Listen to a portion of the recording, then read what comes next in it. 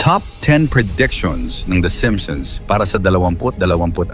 Part 2, ang The Simpsons ay isa sa longest-running animated TV show sa Amerika na nagsimula pa noong 1989. Pero ang mas nakakakilabot dito, tila kaya nitong hulaan ang future. Ilang beses na ba nilang pinakita ang mga eksenang nangyari sa totoong buhay? Ang pagkapanalo ni Donald Trump bilang presidente, ang pag-usbong ng smartwatches, and maging ang COVID pandemic. Dahil sa mga ito, maraming naniniwala na ang The Simpsons ay hindi lang basta comedy show, kundi isa ring misteryosong crystal ball ang hinaharap. Paano nila ito nahuhulaan? Hindi malinaw. Pero sinasabi ng iba na dahil sa kombinasyon ng satire, matinding research, at timing ng episodes, nagiging parang prophecies ang kanilang mga kwento. At ngayong pang 2026, may mga bagong predictions mula sa palabas na dapat nating bantayan. Nakakakilabot pero sobrang interesting isipin kung alin ang matutupad, kaya huwag na nating patagalin. Ito ang top 10 predictions ng The Simpsons para sa taong 26. Number 10, food shortage at pag-usbong ng lab-grown food.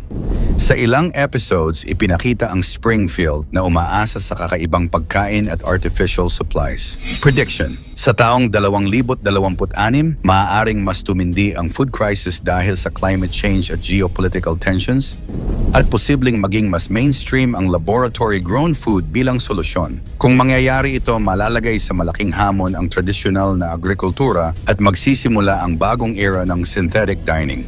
Number 9, pagbagsak ng stock market. Sa episode Frank Gets Testy, Season 20, ipinakita ang panic sa ekonomiya.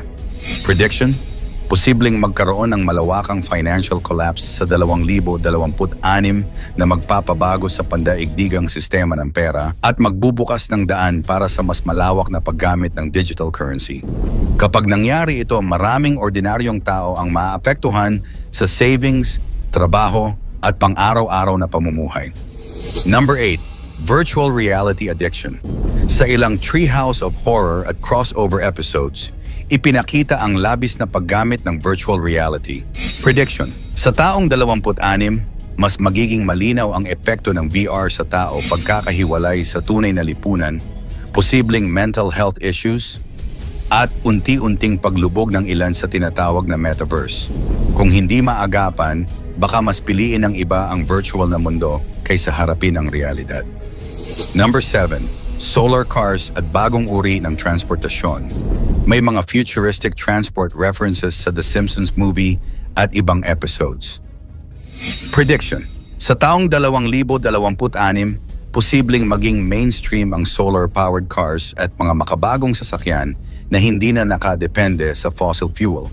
Kung matutupad ito, malaking pagbabago ang maidudulot nito sa oil industry at sa ekonomiya ng mga bansang nakadepende sa langis. Number 6, Astroworld-like concert disaster.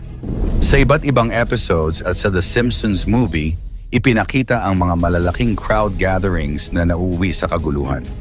Prediction: baka sa 2026, may mangyaring malawakang trahedya sa isang concert o festival dahil sa crowd mismanagement.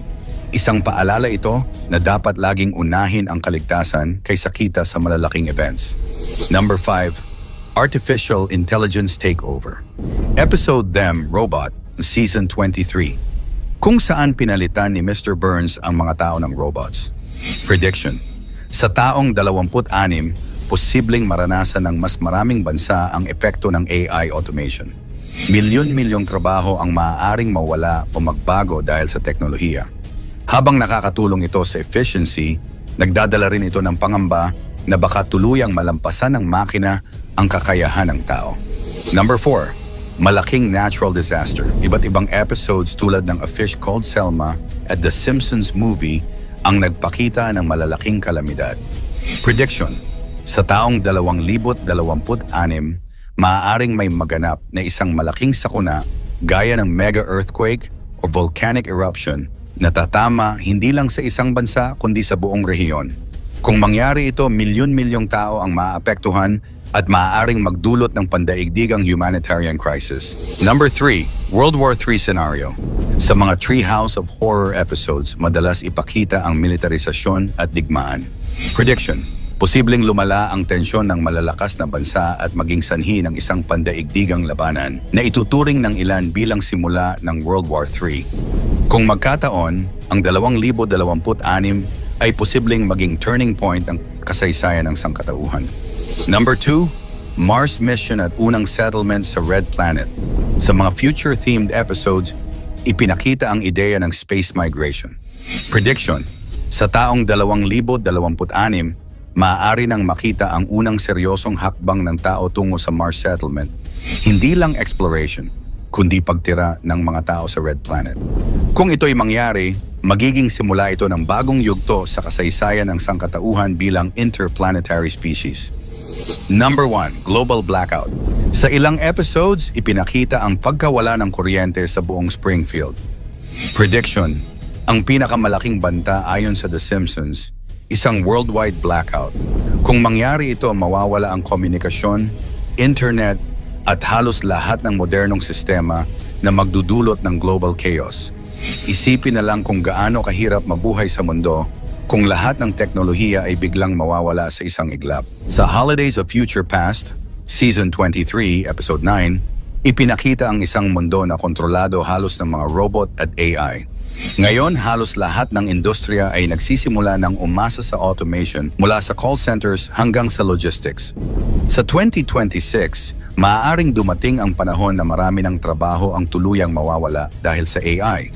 Paano kung pati decision-making ng mga gobyerno at militar ay hawakan na ng artificial intelligence? Isa itong senaryo na nakakatakot isipin. Part to the Future is Season 11, Episode 17. May eksena kung saan nagkaroon ng pagsabog sa mga sistema ng gobyerno at bangko dahil sa isang malawakang cyber attack.